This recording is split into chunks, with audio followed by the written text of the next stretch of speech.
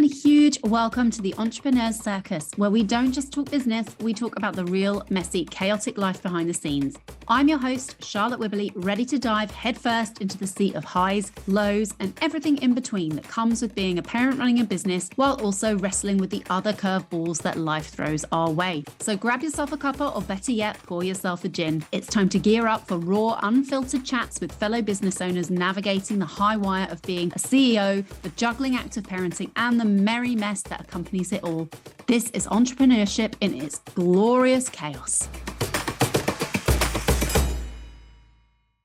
Hello, everybody, and welcome back to the Entrepreneurs Circus. I am here today with my lovely friend, the very amazing Tom Stanhope. Hello, Tom. Hello, Charlotte. How are you doing? I'm all right, thank you. Thank you very much. So, for the people that are, have obviously lived under a rock and don't know who the hell you are, do you want to tell us a little bit about who you are and what you do for a business? Well, thank you so much. So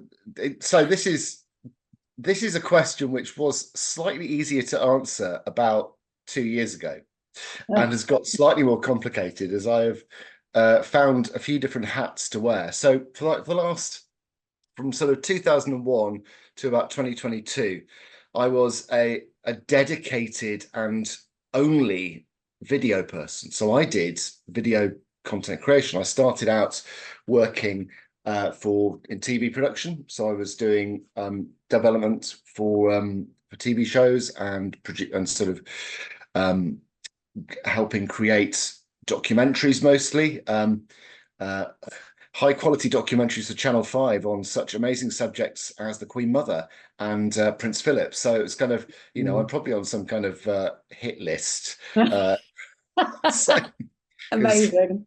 Part of the, not hugely complimentary in parts, but there we go. Let's not go down that particular Love route. it. We'll part that Off the for now. back of that, I ended up in sort of in the world of corporate video. So I was doing corporate communications using video to tell stories both internally and externally.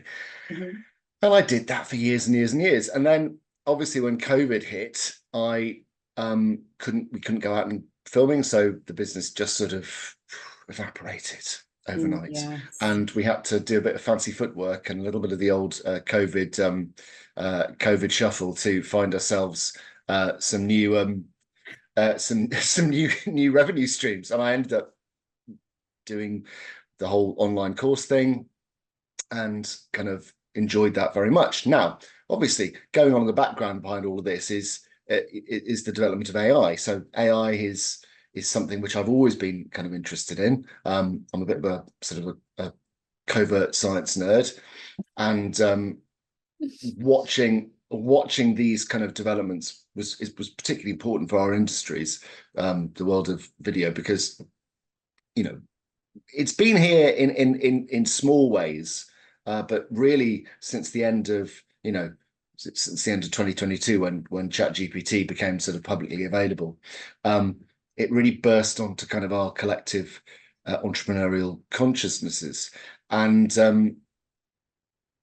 that triggered in me a sort of slightly more urgent need to get my head round how to use it.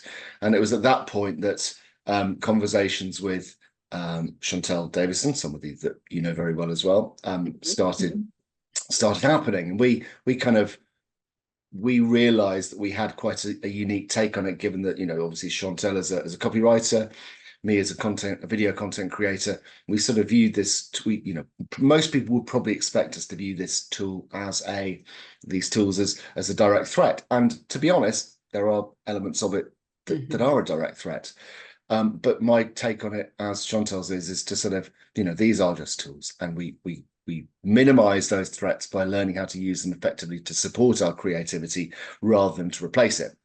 Yeah. And that's what we did. And so off the back of that, we set up AI Survival Skills, which is a joint venture company, which is all about educating, helping business owners use AI in ways that support them rather than sort of replace their voice. Although, ironically, we've literally, just before this call started, been cloning your voice. So, we are actually replacing your voice, but not. Well, actually, is this even me? That's the question. Are either of us here? Exactly. So I think there's some really interesting times ahead, particularly with video. I think kind of the world of copywriting has kind of possibly weathered that culture shock that initially came with everyone using ChatGPT with a Yes. variety of less than successful ways to very successfully. Yes. Video is, I think, about to get that rude awakening with some of the amazing tools coming down the line. So I have that business, and then the podcast production side of stuff. I've always loved podcasts. I've been one of those people who's been a podcast listener for donkey's years, and it kind of came quite naturally, given my sort of video and audio production background, that we set Podforge up. So we have these three strands, and if I'm honest, almost all of my work now is AI and podcasts. Yeah, which is just testament, I guess, to seeing that change and what's going on.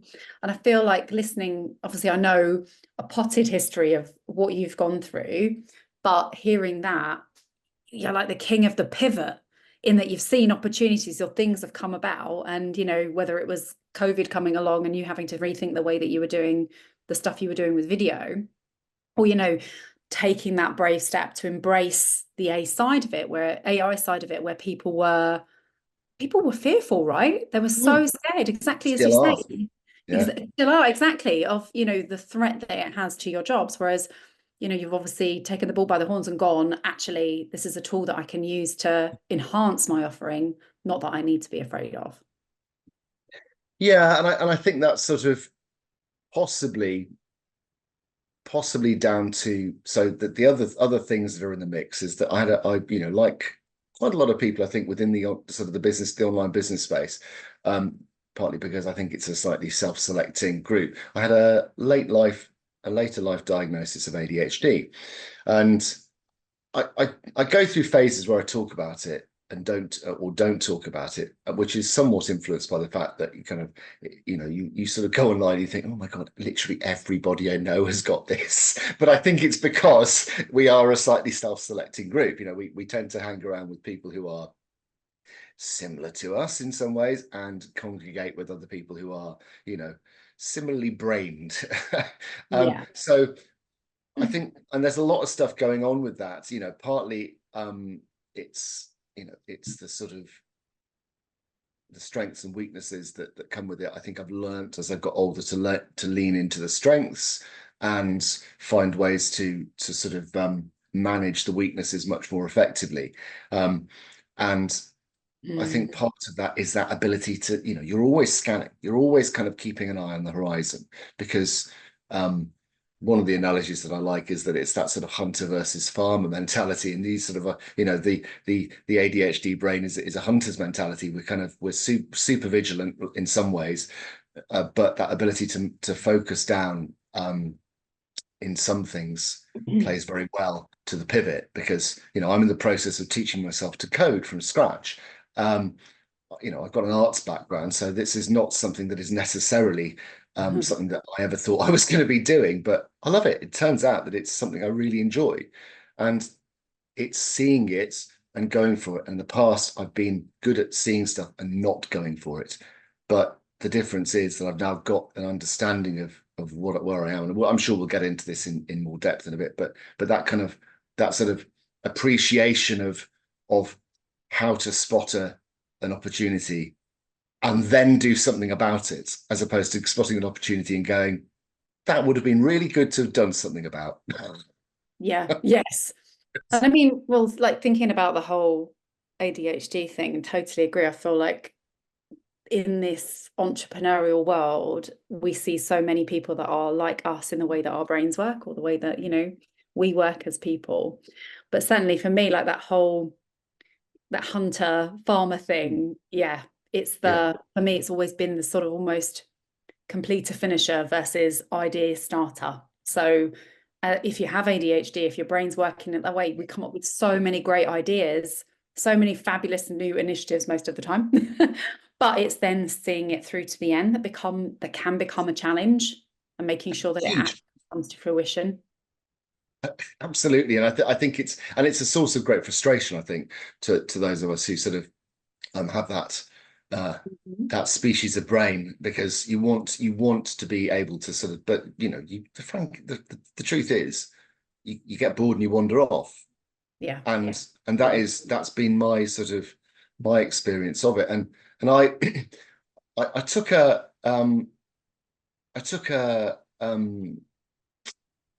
view a couple of years ago that I didn't want to go down a medication route.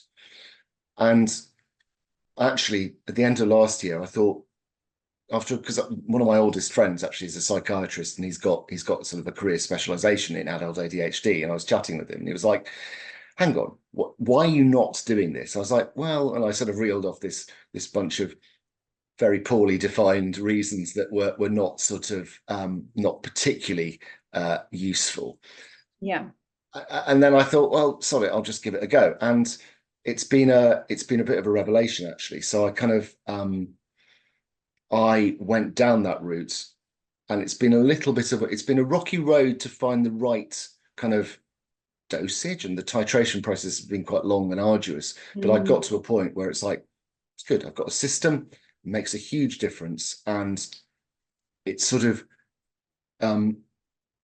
it's allowed me to kind of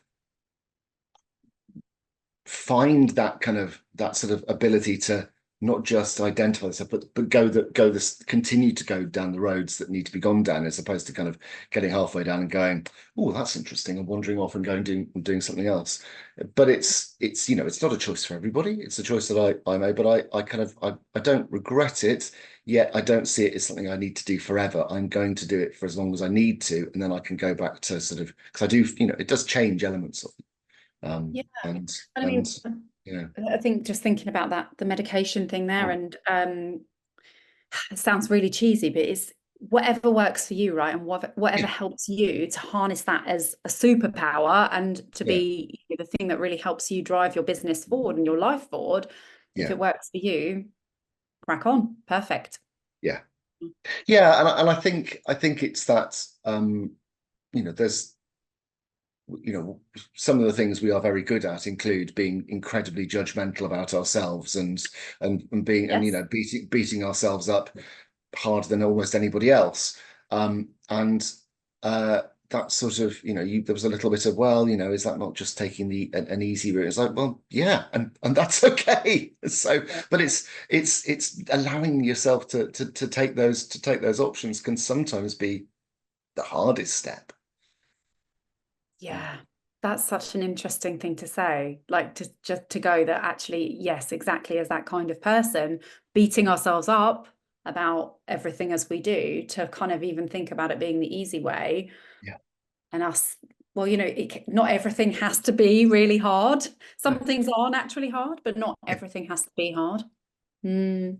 And I mean, do you find like for you with your late diagnosis, and now obviously with your choice to go down the medication route, like how has that enhanced what you're doing in a business, in your like everyday business life? So you've obviously mentioned you've got like 2 or 3 different things that your main things that are going on. So like, do things ever feel still Oh chaotic? man, God, it's really difficult to sort of, so the short answer is it's changed literally everything. I mean, and actually, because it changes sort of, because it allows you to do all sorts of stuff. It's sort of things like just the simple fact that I am now actively exercising and getting myself fit in a way that I haven't been for a very long time.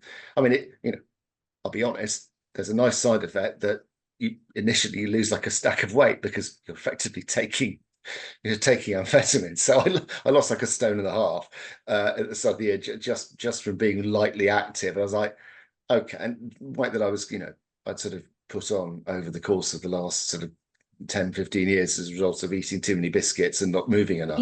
Yeah. So, you know, but Biscuits are a whole different type of medication. absolutely, but really interestingly, the ADHD, one of the almost the instant overnight effect was the complete removal of what I would call sort of dopamine hunting behaviors. So, like for me, it was just the ability to sit down and bang through a pack of Jaffa cakes in one go and go, I now feel quite bad about myself, but I've had a lot of Jaffa cakes, so that's part of my brain is going, yay! Yay to Jaffa cakes! Yes. Woo! But that just, disappeared, and sort of other sort of dopamine production sort of behaviors disappeared. Now, the flip side to that is that what you get left with is all the other stuff that's in your head, and you go, oh, I really should do something about that. So all the kind of stuff that's trauma related or kind of that becomes much more visible, and you think, yes, now is the time to do something about that. But and that's an ongoing process. So I think that's one of the immediate effects. It changed some pretty fundamental stuff. But from a business point of view, it's allowed me to keep my focus in a way that I have always struggled with. It was so, because you have to function in the real world, you find ways to do all this stuff. So I've, over the years, I've built up a kind of a stack of supplements which really help, along with kind of practical things. So I use a Pomodoro timer to break and that works really well for my brain time. And that worked really well beforehand, but it always felt like more of a struggle. Yes. And so I've got this sort of stack of supplements which are designed to sort of improve dopamine production in my head. And then, now I'm just taking alongside all the stuff that I sort of took in the past, that little additional sort of more pharmaceutical kind of intervention. And yeah, that was good. So it's allowed me to be much more purposeful in what I'm doing with work. But I do wonder that just the simple fact of having the diagnosis, whether or not I would be doing that anyway, because part of it is just going, actually, I now know. I knew anyway, but when somebody says, "Oh yeah, Tom, you're like that," that's you, that is, and you can go, right, okay, I can now devour all the information and optimize my life as far as possible around that bit of solid fact, which I was sort of doing anyway, but I don't know what it is. It's like somebody gave me permission, and I know that it's kind of Yes. that's just probably says way more about me than it does about the kind of about the nature of the thing. And so other people will have very different experiences, and I can obviously only talk to it from mine. But that's I found that it's been a catalyst to organization. Organization has always been my kind of my bug, and all of a sudden everything just feels like it's slotted into place. That makes it sound like everything is amazing. It's still, there's still loads of stuff that needs to be done, because you don't have this kind of life for 46 years and not accumulate all kinds of other crap, frankly. So there's a lot of tidying up to do. Yeah, well, I mean, that goes without saying, right? When you've got kids. Internally.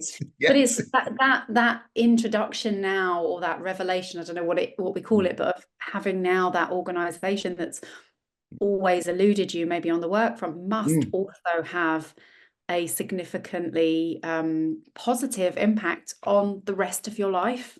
Oh God, yes, absolutely. Yeah, massively so. And it's kind of, so I had a really, really interesting conversation with my friend, the psychiatrist, and he said, when you find the right dosage, it is going to take 6 months for you to get your life sort of where you want it to. Yeah. I'm about halfway through that sort of 6 month period, and he's right. He's absolutely right. All the things that sort of were, did not feel like they were zinging, and I like I said, I made a very deliberate choice to refocus onto the AI stuff and the podcast stuff and move away from the video stuff, because I don't actually I love being with my family. I don't want to be sort of traveling around the country as much as I was. It was, it's being a video producer is a very kind of, you're always off on shoots and that kind of stuff. And I thought, actually, I just want to, I'm not going to, unless the job comes across my desk that's really, really juicy, I'm not going to take it. So alongside this kind of internal work has been this thing where I'm kind of effectively brute forcing my business into a new shape. And obviously there was initially quite a strong dip in in revenue, and that's building up. And I can see that another 3 months on from now, by the time we get to the end of the autumn, I think things are going to be in a really, really sort of a really positive place, both in terms of the way the business is functioning, but also the way the kind of the brain is, the Tom Stanhope's brain is going to be functioning, which is kind of exciting.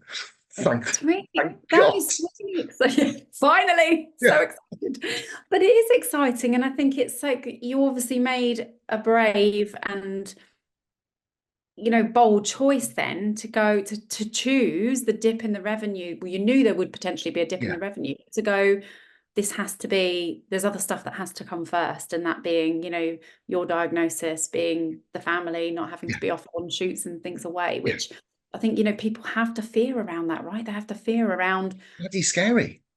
Choosing what they want to do versus what they feel they should do, or what they are doing at the moment that's bringing in the money.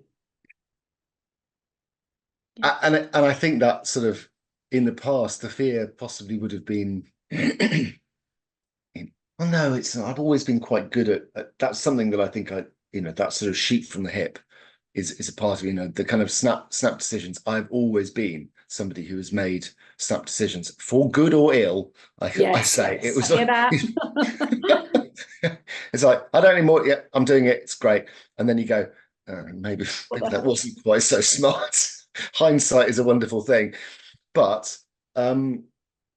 this is one where the sort of decision to sort of step away from something that I was, that was very much, I could do it myself. And a strong element of it was that I was kind of bored.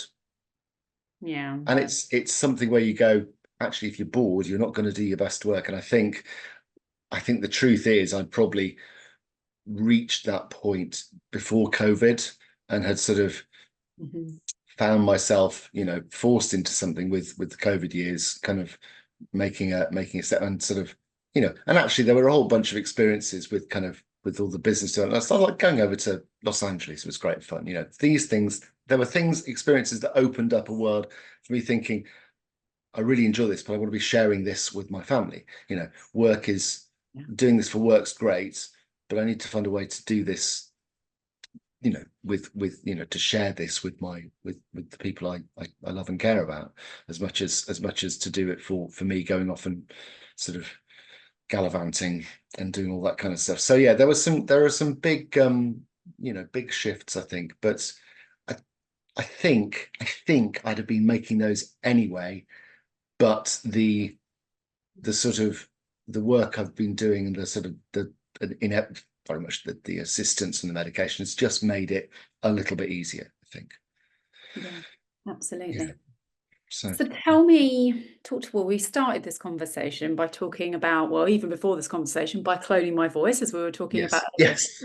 Talk to me a little bit about all the exciting stuff you're doing when it comes to AI, because I feel like, as someone that kind of is now relying on you to update me on stuff, I feel like there's tons going on that's actually going to help, not just if you have ADHD, but people like this that can, really help them to be more productive and, run their businesses in a smarter way. So what's going on? What's exciting at the moment? Well, okay. So the one, Please say there's something. the problem is there's too much. Oh. And this is the thing that I think is potentially overwhelming, because we are, if you think back to the late 90s, if you remember the sort of the dotcom boom, there was this headlong rush for businesses to get online. And you saw business, sort of everybody trying to build a website, and there was this kind of move online, and some businesses really took the bull by the horns and made it their own. Amazon, for example, grew out of the simple idea of, what if we sold books online, and then sort of went, what if we sold literally anything online, and then Jeff Bezos, bless them. Yes. Jeff Bezos appears to have run with that idea and then gone through every iteration of midlife crisis available to him. So, so I think we're at a point, but it's a subtly different sort of shift, super shift, in as much that this is tool based, so it's not like somebody turning up and saying you got to have a website. It's people turning up and saying, have you used this tool? Have you used but there's such a diversity of tools, it's very difficult to know where to focus. So Chantal and I, when we talk about this stuff, the idea is that actually we've got to come at it from a sort of human first, but also being very clear about your goals. So these tools are brilliant at doing stuff that's quite boring. So Yeah. and this is something we're working on together. So one of the problems that I had, a big problem that I had, is that good with creating content for other people, I'm absolutely woeful at creating it for myself, because my ADHD brain does that thing where I sort of wake up on a Monday and go, I'm going to be on it this week. I'm going to get all of it done. We're going to do sort of Instagram, we're going to do LinkedIn, we're going to do Facebook, we do all these things, and you go and you do it and you sustain it for 2 weeks and you fall down totally exhausted going, I can't keep it up. So I was like, okay, how do I build a system that leverages something I'm quite good at, which is blethering on, and how do I take that and make that the starting point for the rest of my content? So I started with the problem, and then I looked for the ways that I could bolt on or plug in AI tools, automation tools, tech tools to help solve that problem. And that's often where we sort of suggest to people, okay, do some mapping, spend some time understanding your business operations, your business processes, and see where the bottlenecks are, where the things that you look at and go, dear God, I hate, if I have to do this task again, I'm gonna jump off a bridge. All these things that you think that just fill you with just either kind of ennui or genuine dread. And one of the things was consistent content creation. Good for other people, good for other people, bad for myself. So built the system where you basically pick your phone up. I go on a walk every morning. I speak into Slack. My Slack channel then instantly sends that message out to be processed via a ChatGPT whisper module. That then gets, by the power of Grayskull, gets turned into a whole bunch of kind of other kind of posts for Instagram, for LinkedIn, for Facebook. You can put it, you can do whatever you want, and then that goes into sort of an approval pot where I can check out the sort of the outputs, make sure they make sense, because AI is many things. It is occasionally completely nuts and will sort of give you outputs that are complete gibberish. For a long time, it refused to spell Chantal's name right. The variations on Chantal Davison are hilarious. And then once I've approved those posts, they then get automatically put out once a day. So for me, I've taken a process that had lots of touch points, as in kind of I had to individually, produce or give them to somebody else, or be organized enough to give them to somebody else. I've taken it and I've boiled it down to, I have to do two things. I have to speak into the Slack channel on a particular topic. And then 15 minutes later, once it's processed, I have to check the posts and approve them. That's it. It's done. So that for me is a really great example of how you identify the problem and work out the tools to make that problem go away.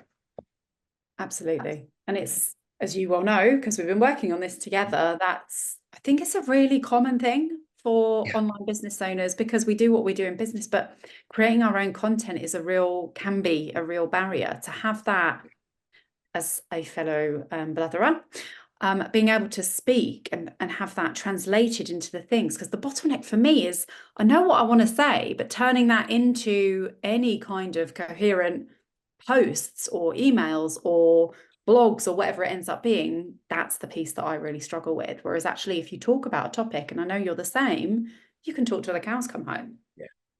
So, and it's good stuff as well. It's all about getting the tools to fit the problem. And the one thing we have at the moment is a proliferation of tools and AI tools. It's knowing it's working out what's good and what's bad, and what does the job and what doesn't do the job, and what is superfluous and what is kind of vital. And that's sort of how I see my job. In AI survival skills, we are doing that testing and measuring so that the people who join our membership can could come in and get, learn from us or get us to do it for them. So there's kind of, there is I think there's a sort of a feeling this is somehow kind of magic. They're not, they're just tools, and it's just understanding where the tools fit into your everyday life. That's where the incredible things are. Amazing. I'm so excited to see how this helps me, because I know it will help me in my business. Can't wait. And I know that will be so many people listening that as entrepreneurs with their own crazy circus going on will have their own, kryptonite that's stopping them from doing what they want to do. And to know that actually there is a way that you can then come at it from the problem to create the solution. And there's so many different options for how it can help you. Yes, so absolutely. Absolutely fascinating. I know that we could talk for hours about ADHD, about family, about juggling summer holidays, about AI and all the things in between, about gallivanting as well. Nearly forgot gallivanting. But just before we go, I'd love to know from you if there was one thing that you can see that's coming on the horizon, a new thing or a particular tool that's coming that you're really excited about when it comes to AI or things that are helping potentially in the sort of ADHD arena. Like, is there something that's coming that you're super excited about? Well, yeah, I mean, I think the really exciting thing is the AI video creation stuff that's coming down. That's, I've actually just had my invite to join and test Sora. So I'm going to sign up and start experimenting with Sora, which is OpenAI's text to video generation tool. That is, so, professionally, that's like a nexus of lots of different points of interest. And what this means for us all, I'm not really sure yet, but we will find out, I think, very, very soon what this means. For good or ill, it's very exciting. It's good. It's who knows? And I think that is the thing that we're going to grapple with, is like, how does this stuff affect our lives? And there's a whole other sort of bunch of thinking that I've been doing around that, but that's probably a bigger topic than we have time for. But yeah, the video stuff is what I am most excited about right now. You're gonna have to keep us posted on this. Gonna have to come back and talk about this in a few months' time. Yeah, absolutely. So if people are sitting there, Tom, after this conversation and are thinking, I need to follow this guy to hear about all the things that we've discussed today, where is the best place for them to come and find you? Well, LinkedIn and Facebook are sort of are where I tend to inhabit mostly. So Tom Stanhope on LinkedIn, we have the AI Survival Skills page. There is also, and Chantal is far better at Instagram than I am. We have a very good sort of Instagram channel, AI Survival Skills, and really hunt us out, ask us questions. We've got our membership that we've done a soft launch, but we're sort of in the process of launching, of kind of warming up to a proper launch in October for that. So that's quite exciting. But yeah, come and find us on Facebook. Find me on Facebook, and I'll always be very glad to chat AI, video or podcasts. Lovely. Thank you so much for taking the time out to join me today, Tom. And for those listening, hope you've enjoyed today's episode, and please hit subscribe and look out for the episodes we've got coming up. Thanks, guys. Take care, Tom. Bye-bye. Bye. That's it for today. If something sparked your interest or you have a story that needs sharing, don't hesitate to get in touch. Details are in the show notes, or just look me up on social media. And before you leave, make sure you're subscribed to be the first in the know when the next episode's out. Until then, remember, this is your circus. So embrace the chaos and keep juggling. See you next time.